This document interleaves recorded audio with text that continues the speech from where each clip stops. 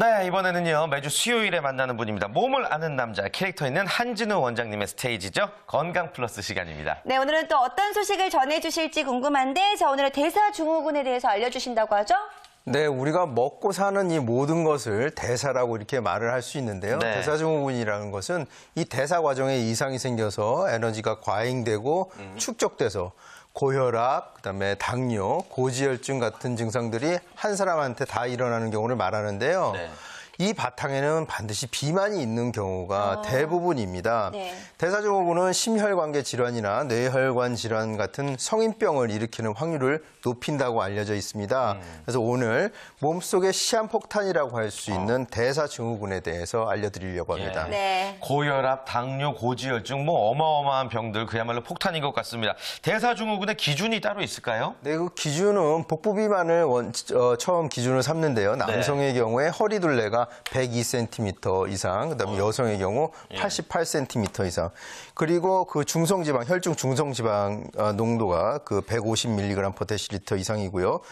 좋은 콜레스테롤이라고 알려져 있죠. 고밀도 콜레스테롤이 남성은 40, 여성은 50mg/dL 이하일 경우가 해당이 되고요. 네. 공복혈당이 100mg/dL 이상이거나 네. 또 고혈압이 동반되는 경우 대사증후군이라고 볼 수가 있는데요. 이 모든 조건을 전부 충족하지 않아도 대사증후군으로 분류될 수 있는 고위험군들이 있습니다. 네, 근데 매일매일 뭐 허리 둘레를 재볼 수 있는 것도 아니고요. 그쵸. 혈압을 재볼 수도 있는 게 아니기 때문에, 자, 어떻게 하면은 좀 손쉽게 알 수 있을지도 좀 궁금한데요. 원칙은 정확한 진단은 병원에 가셔서 전문의의 진단을 받고 검사를 받는 것이 맞지만은 우리 주변 생활에서 쉽게 알아볼 수 있는 자가 테스트가 있습니다. 네. 효선 씨한테 한번 부탁드려 볼까요? 네. 네, 원장님에게 특명을 받고 제가 준비를 해봤습니다. 네. 자, 대사증후군의 자가진단법 지금부터 살펴보도록 하겠습니다. 네. 먼저 첫 번째는요. 나는 남성 만 45세 이상, 또 여성 만 55세 이상에 속한다. 그리고 두 번째는요. 건강검진에서 지방간, 콜레스테롤, 중성지방에 문제가 있다고 들었다. 세 번째는 몸통에 비해 팔다리가 가늘다. 네 번째는 60세 이전에 심근경색이나 뇌졸중으로 쓰러진 부모님이 계신다. 다섯 번째는 식사를 할 때 반찬보다 밥이나 국수를 많이 먹는다. 여섯 번째는 술자리를 주 3회 이상 갖고 주량은 소주 1병 이상이다. 일곱 번째는 스트레스를 자주 받고 미운 사람을 잘 잊지 못한다. 여덟 번째는 운동은 숨쉬기 운동만 하고 있다. 아홉 번째는 아직도 담배를 끊지 못한다. 마지막 열 번째는요. 최근 혈압이 조금 올랐다고 들었지만 약을 복용하지 않는다. 입니다. 이렇게 제가 말씀드린 상황 중에서 10가지 중에서요. 3가지 이하면 아직은 안전하고요. 3가지에서 7가지 이상이면 대사증후군의 중증에 속하고요. 예. 8가지 이상은 위험군에 속하다고 합니다. 여러분들은 과연 몇 가지에 속했는지 한번 이야기해 볼 수 있는 시간 가져보도록 저 하겠습니다. 진짜 지금 너무 충격을 받아가지고 지금 뭐 말을 잃었어요. 몇 개예요? 8개요, 8개. 와, 왜 이렇게 큰일 났네. 많이 이거 어떻게 해야 체크하셨어요? 되지? 저는 지금 네. 2가지 정도만 체크를 했는데, 아. 네, 아무래도 태진 씨 얼굴이 아주 어두워지셨어요. 대사증후군, 이거 대사가 안 헤어져요, 막 지금. 두 분은 몇 개 네. 했어요? 예. 예, 저는 4개인데요. 여기서 네. 인상 깊은 게 그 몸통에 비해 팔다리가 모든 사람들이 다 팔다리가 가늘지 않나요? 네, 그래서 3, 4개 정도 생각하시면 되겠네요, 그러면. 예, 아니 그거 빼고 4개입니다. 4개. 그렇군요. 상수님은 너무 가느신데요? 네. 저도 한 4개에서 5개 정도가 되는 것 같은데요. 예. 하필이면 아까 말씀하셨던 것처럼 그 대사증후군 범위를 넘어서 심근경색을 향해 가고 있는 것들만 이렇게 좀 체크가 되는 것 같아요. 아, 그래요. 말씀하셨던 김효선 캐스터는 몇 개나 체크하셨어요? 전 다행히 2개 정도. 2개 정도. 네, 스트레스 받는 그 사람을 잊지 못하는 거라 숨쉬기 운동만 하고 있다 뭐 이건데요. 아까 방금 말씀하셨던 것처럼요. 여기서 주의하셔야 될 게 있습니다. 바로 숨쉬기 운동만 하거나 담배를 아직도 끊지 못하는 사람이 있다면 대사증후군 범위를 넘어서요. 심근경색에도 위험이 있다고 하니까요. 정말 주의하셔야 되겠습니다. 근데 여기서 술 한두 병, 이렇게 한 병 이상이다라는 주량 여기 얘기 나오는 거 저도 체크를 했는데, 뭐 회식 때 먹는 거 어쩔 수 없는 거 아니에요? 일단 자가진단 테스트에서 위험군이라고 된 분들은 병원에 가서 진단을 받고 체계적으로 관리하시는 편이 좋고요. 네. 술은 저도 좋아하지만은 일주일에 140g 알코올 기준이요. 그러니까 일주일에 2번 이상 드시지 않는 게 좋고 어떤 각 술에 맞는 잔이 있어요. 예. 매일 2잔 이상이 넘어가면 예. 해롭습니다. 네, 그래서 어떻게. 금연과 금주는요. 네. 왜 중요하냐면 혈관의 수축 이완을 방지하기 때문에 혈관 건강에 중요하고 동맥 경화 등을 방지할 수 있으니까 금연 금주는 건강에 필수라고 할 수가 있겠습니다. 네. 자, 그런데 대사증후군이요, 중년의 질환이다라는 이야기도 있는데 이건 어떻게 보세요?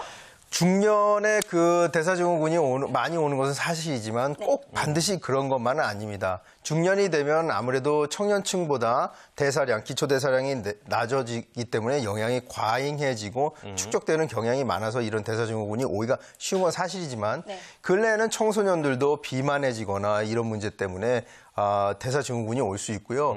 대사증후군은 성인병을 일으킬 확률이 높아지기 때문에 청소년들한테 이 대사증후군이 오면 더 성인군보다 위험하다고 볼 수가 있겠습니다. 그렇군요. 네. 이거 들을수록 점점 불편해지고 많이 걱정도 되고 그렇습니다. 네. 근데 이 대사증후군이라는 질병이 이제 왜 생기는 겁니까? 원인이? 대사증후군은 최초의 원인은 혈당을 조절하는 기능의 이상작동. 그러니까 인슐린이 분비되면 혈당이 내려가야 되는데 그렇지 않고 저항성이 생기는 데서 나타나는데요. 예. 이 인슐린 저항성만이 유일한 그 원인은 아닙니다.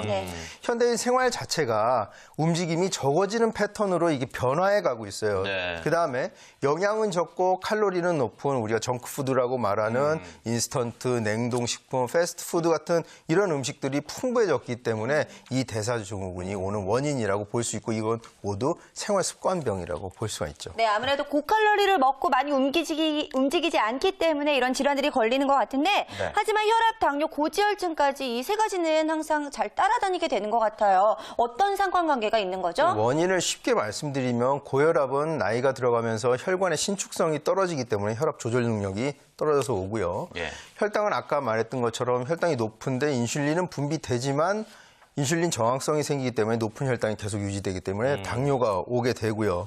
고지혈증은 뭐 우리가 비만하고 음식물을 많이 섭취하고 운동하지 않는 이런 원인들 때문에 생기게 됩니다. 네. 그래서 모두 그 운동 부족과 식습관 이런 문제가 된다고 봐야겠죠. 네. 치료는 이제 어떻게 하면 좋을까요? 그렇다면? 이 현대 의학에서는 치료를 약물로 한다고는 하지만 현실상 그 생활 패턴을 고치지 않고 약물 치료하는 것은 조금 문제가 있어요.